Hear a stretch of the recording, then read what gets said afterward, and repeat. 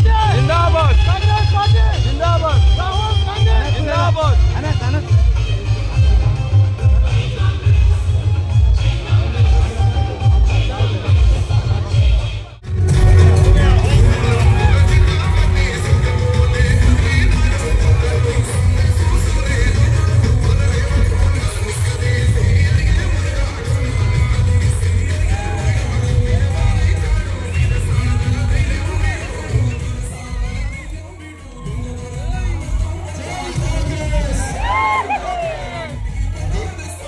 दिल्ली జింపేయాలి జై కాంగ్రెస్ ధన్యవాదాలు మిత్రులారా ఈ రోజు ఈడీ కార్యాలయం ఎదురుగా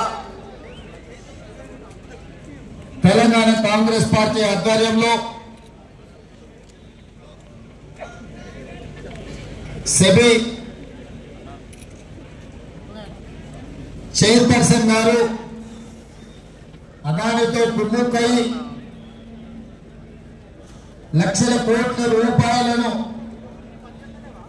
ప్రజల సంపద దోసుకుంటున్నారని ఒక స్వతంత్ర సంస్థ హిండెన్బర్గ్ ఒక పరిశోధనాత్మక వివరాలను సేకరించి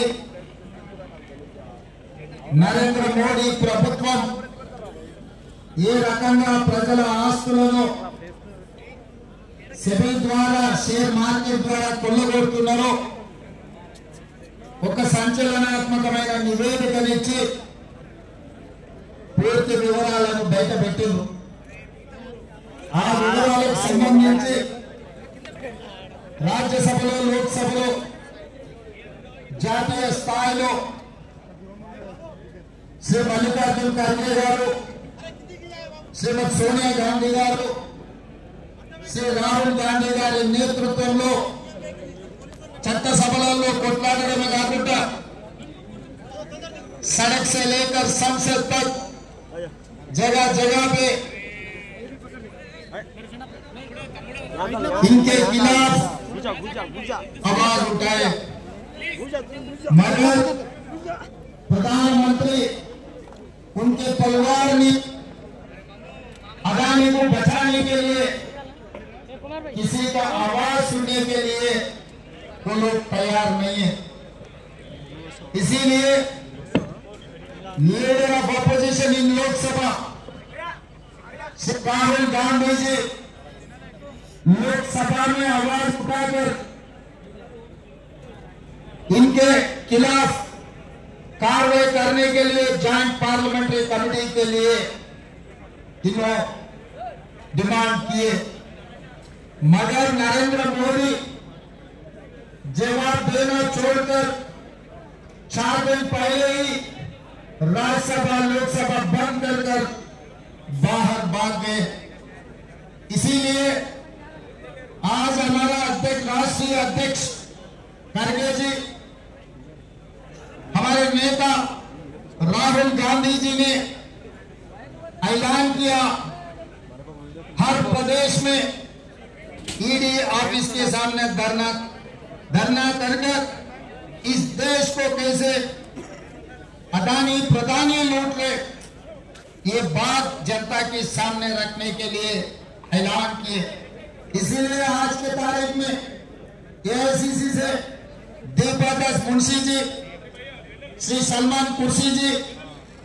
हमारे भाई डिप्टी सीएम भट्ट विक्रमार्का जी, मेरे साथ मंत्रियों, एमपी, एमएलसी, एमएलए और कांग्रेस पार्टी के वरिष्ठ नेता कार्यकर्ता तक हजारों लोग इधर आज जमा होकर राहुल जी आवाज को मदद देने के लिए, राहुल जी आप संघर्ष करो, आपके साथ हम हैं, आपके साथ हम रहेंगे, एक जनता को लूटने वाले को जेल तक भेज देंगे, जेल के अंदर डालेंगे, तब तक हम आपके साथ में रहने के वादा कर सब लोग यहाँ मौजूद हुए। मित्रुलारा ఈ రోజు ప్రధానమంత్రి గారు పదే పదే రైల్వే స్టేషన్ లో నేను ఛాయ్ అమ్మి దేశానికి ప్రధానమంత్రిని అని చెప్తుంటారు, అలాంటి పేదల కష్టాలు తెలిసిన వ్యక్తి ప్రధానమంత్రి అయితే తప్పకుండా పేదలకు మేలు జరుగుతుంది. దళితులు, గిరిజనులు, బలహీన వర్గాలు, మైనారిటీలకు ప్రభుత్వం యొక్క సంక్షేమ పథకాలు అందుతాయని దేశమంతా భావించింది. కానీ 2014లో ప్రధానమంత్రిగా నరేంద్ర మోడీ గారు బాధ్యత తీసుకున్న తర్వాత ఈ రోజు వెనక్కి తిరిగి చూస్తే 1947 ఆగస్టు 15 తారీఖు నుంచి దేశ స్వతంత్రం వచ్చినప్పటి నుండి 2014 వరకు దాదాపు 66-67 సంవత్సరాలు ఈ దేశం 55,000 కోట్ల రూపాయల అప్పులు చేస్తే నరేంద్ర మోడీ గారు 11 సంవత్సరాలలో 1,15,000 కోట్ల రూపాయల అప్పులు దేశం మీద తీసుకొచ్చి పెట్టింది. ఇవాళ దాదాపుగా భారతదేశం 1,83 లక్షల కోట్ల రూపాయలు ఈ రోజు అప్పుల్లో ఉంటే ఒక్క నరేంద్ర మోడీ గారి నాయకత్వంలోనే 16 మంది ప్రధానమంత్రులు చేసిన దానికంటే 2 అంతల అప్పులు తీసుకొచ్చి దేశాన్ని అప్పుల ఊబిలో ముంచింది. ఇవాళ దేశ ఆర్థిక వ్యవస్థను చిన్నాభిన్నం చేయడమే కాకుండా ఆనాడు చేసిన అప్పుల కంటే 2 చేసి ఈ దేశంలో వారు నిర్మించింది కానీ వారు తీసుకొచ్చింది కానీ లేదు. ఆనాడు పండిత్ జవహర్లాల్ నెహ్రూ గారు education and irrigation is our priority అని వారి దేశంలో ఉన్న యూనివర్సిటీలన్నింటినీ సెంట్రల్ యూనివర్సిటీ నుంచి మొదలు పెడితే ఈ దేశంలో ఉన్న పేదలు చదువుకునే అన్ని యూనివర్సిటీలను ఆనాడు పండిత్ జవహర్లాల్ నెహ్రూ గారే మొదలుపెట్టింది. అదేవిధంగా ఈ దేశంలో కరువును పారదోలాలి అంటే సాగునీటి ప్రాజెక్టులను నిర్మించాలి అని బాక్రానంగల్ నుంచి నాగార్జున సాగర్ వరకు, శ్రీశైలం నుంచి శ్రీరామ్ సాగర్ వరకు పండిత్ జవహర్లాల్ నెహ్రూ గారు సాగునీటి ప్రాజెక్టులను తీసుకొచ్చిన ఒక దార్శనిక ప్రధానమంత్రి పండిత్ జవహర్లాల్ నెహ్రూ గారు. ఆ తర్వాత శ్రీమంతులకే అందుబాటులో ఉన్న బ్యాంకులను భూస్వాముల దగ్గర, జామీందారుల దగ్గర, జాగీర్దారుల దగ్గర వేలాది లక్షలాది ఎకరాల భూములను బ్యాంకులను జాతీయకరణ చేసి పేద ప్రజలకు బ్యాంకులను అందుబాటులోకి తీసుకొచ్చి పేదలకు అప్పులు ఇచ్చే విధంగా బ్యాంకులను తీర్చిదిద్దిన నాయకురాలు